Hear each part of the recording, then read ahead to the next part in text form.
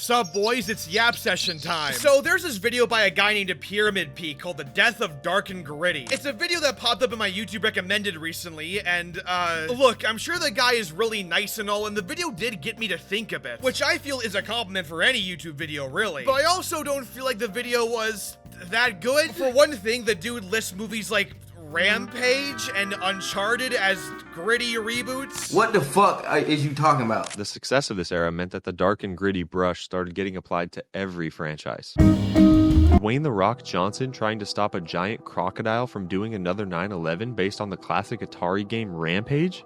What are we doing here? Dark and gritty. It's time for India versus Pakistan.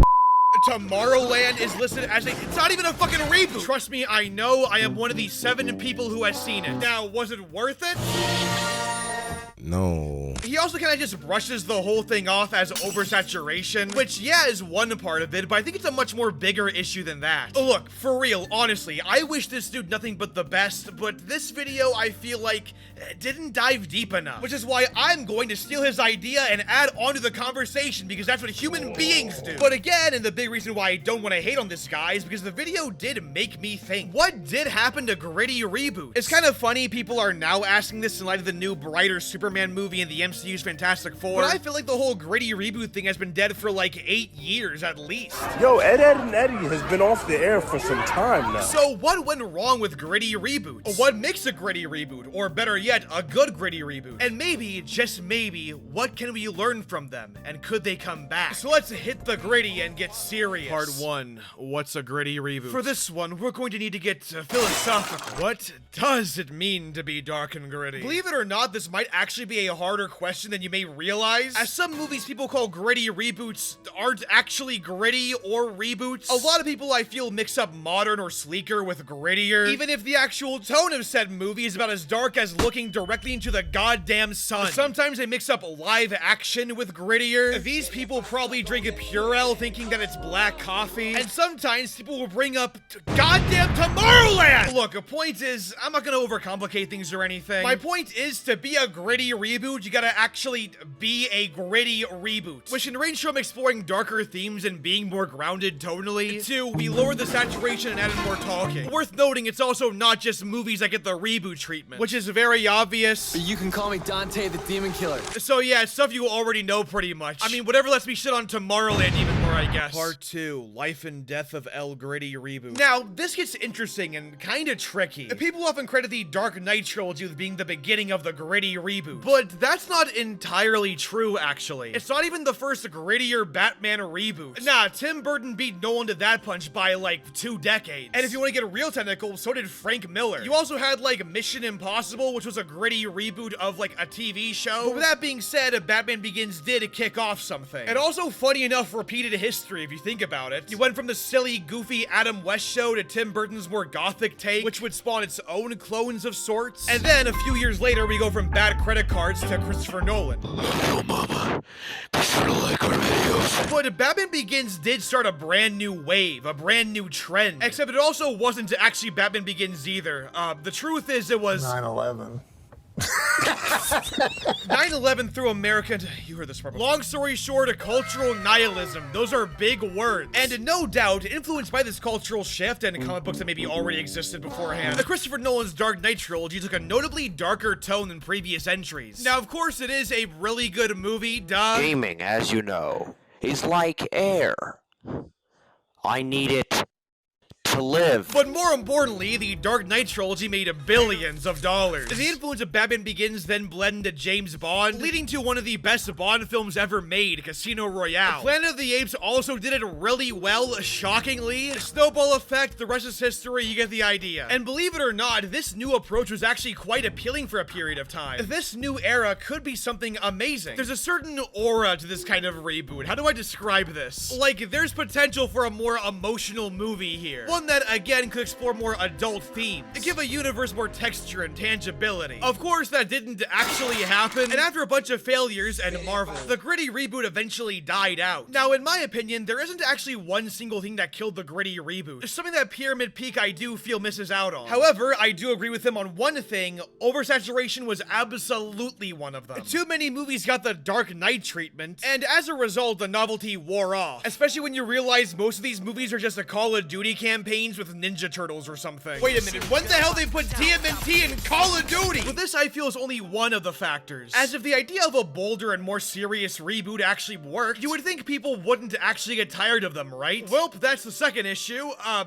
lot of these fucking sucked ass. For me, Fanch Four Stick, the first movie I ever reviewed, by the way, is the absolute perfect example of how a gritty reboot can go wrong. Not only is the movie really poorly made, but it's also just fucking boring. The whole thing is just characters talking about a goddamn nothing for 2 hours. It's like someone, for some reason, thought that whispering a dialogue is more adult. It kind of feels like someone trying to rip off Primer, except they've never actually watched a Primer, just heard someone describe it in a different room. And on top of that, the movie tanked hard. It was, by all fronts, a total failure. And you had like a million goddamn movies like this, dude. My point is, it wasn't just the oversaturation of gritty reboots, but more so the oversaturation of dog shit ones. That's what I feel ultimately killed the genre. But I also feel the whole gritty reboot trend killed itself by not actually committing to being gritty. Take, for example, The Amazing Spider-Man. That first film is a more grounded reboot and is much more intimate, while the second movie is almost just a whole different thing entirely, being a much more comedic. The Phantom Four Stick producer, meanwhile, said he wanted to do a brighter sequel, which, is not how narratives work. Or how about Man of Steel? That film was, a lot of talking moments, but it was certainly an attempt at a darker Superman. For a time, WB was going all in on making DC the edgy cool guys. In fact, it was reported back in 2014 that WB had a no-joke policy. Now, I'm not sure if this was actually true or not, but it shows, you know, how serious things were. And that's not a pun, because I'm not joking. But then DC stopped doing that and just ripped off Marvel really badly. Speaking of which, even the early MCU was a bit more grounded in terms of marketing, at least. Hell, the MCU has a canon gritty reboot in it. But it didn't take long before Shawarma and Baskin-Robbins took over the whole universe tonally. No thanks to you, dickhead. Which, for a time, was actually a little refreshing. But like how The Dark Knight kicked off the dark and gritty shit, Marvel would go on to kickstart the more comedic shit. My point is, there wasn't one reason the gritty reboot died. It was generally a mix of things. From oversaturation to bad movies to poorly performing movies. And meanwhile, with video games, You're dumb.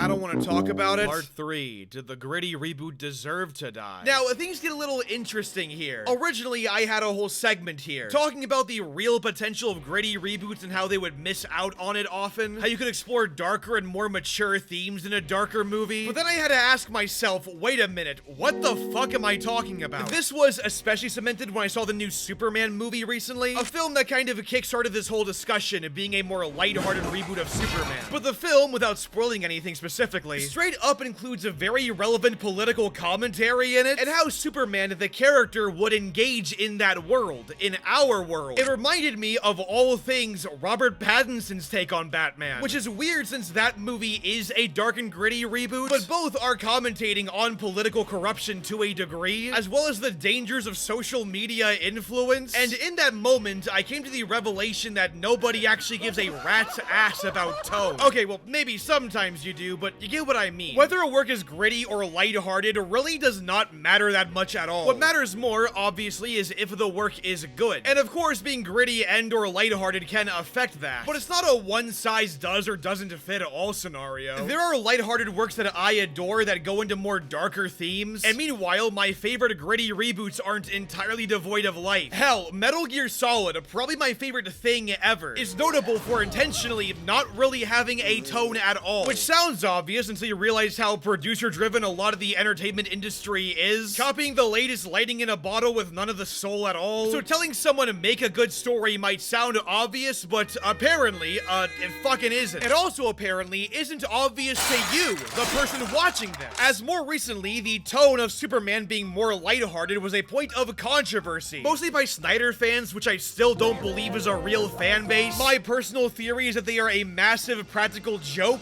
but you know, that's just me. But even YouTuber Jeremy Johns didn't like how Superman was so comedic and undercuts emotional moments. But Jeremy also doesn't like black people, so I don't trust him that much. And I had to sit here and think, okay, who gives a single shit about any of this? Like, what are we doing here exactly? It's more than fine to have preferences, I have them myself. But if a work of fiction is well written and has an identity and hones in on it, or in other words, if the work of fiction is properly executed, you know, if it's good, then whether or not Superman is gritty or lighthearted is something nobody cares about. And the only people that do care about it are people that jack off to Grok on Twitter. Both gritty and lighthearted reboots can be equally interesting. But what actually makes a work better is, again, if it's good. My point is, I fucking hate Tomorrowland. Part 4 conclusion. Point is, I don't think gritty reboots deserve to die, in the same way lighthearted ones don't deserve to die either, inevitably. When the pendulum shifts back and we get to PG-13, I don't know, Happy Feet, I guess. I find the concept itself interesting, reinterpreting characters in a more grounded world, or a higher stakes one at least. And like the noir genre in the 40s, or the neo-noir genre in the 80s, or the YA dystopia trend of the 2010s, or the edgy grunge era of the 90s, or the rise of emo in the mid-2000s, or the popularity of Thomas Hardy and Edgar Allan Poe in the 1800s, or like,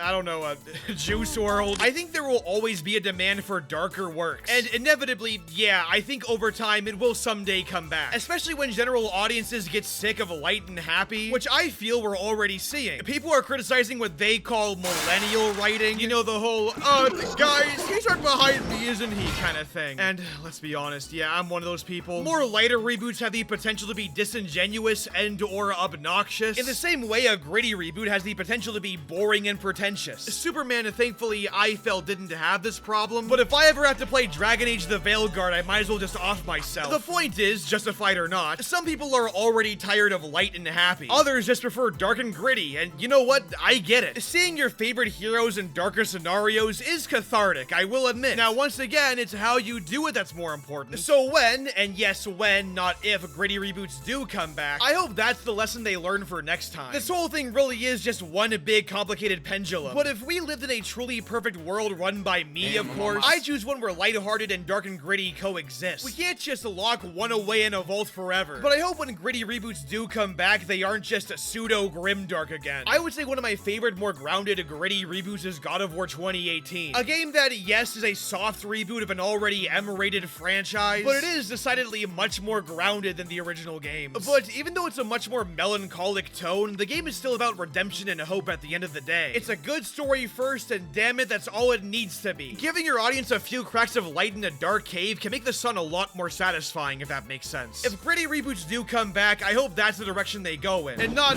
whatever the hell Fant 4-Stick was. Maybe what the gritty reboot genre needs is a gritty reboot. Tomorrowland can suck my dick. Fuck you in the lanes you came with. Me and you ain't on the same shit. You ain't in my lane, bitch, nah. Throw that shit in fifth, rollie on my wrist. Ay, baby, you a star, I'm my only wish. I'm counting blue honeys, I'm too money. Ay, and my little bitch, she too lovely. Yeah, hanging up and calling me right back. Ay, baby, why you calling me like that? Yeah, getting high with the seat, lay back. Baby, gon' relax, yeah. Ay, they don't know the half, yeah. No matter what happened, I got your back. Baby, that's the facts, yeah. That's the facts, yeah. And we can fight, but the feeling's gone. I try to find the words, but they never come. I can still see you on the lawn. Hey, laying outside in the summer sun. Yeah, we can fight, but the feeling's gone. I try to find the words, but they never come. I can still see you on the lawn. Hey, laying outside in the summer sun. Hey, I'm with a dark-skinned girl on a Sunday. That's that Black Sabbath. She put them ones all down on a Hyundai, and she had to have it. Baby, that's the facts, yeah. That's the facts, yeah. Damn, I'm on my gritty shit, the Dark Knight rose again. Damn, I'm on that Andrew Garfield shit, Spider-Man. Damn, I feel like Superman, like the Man of Steel.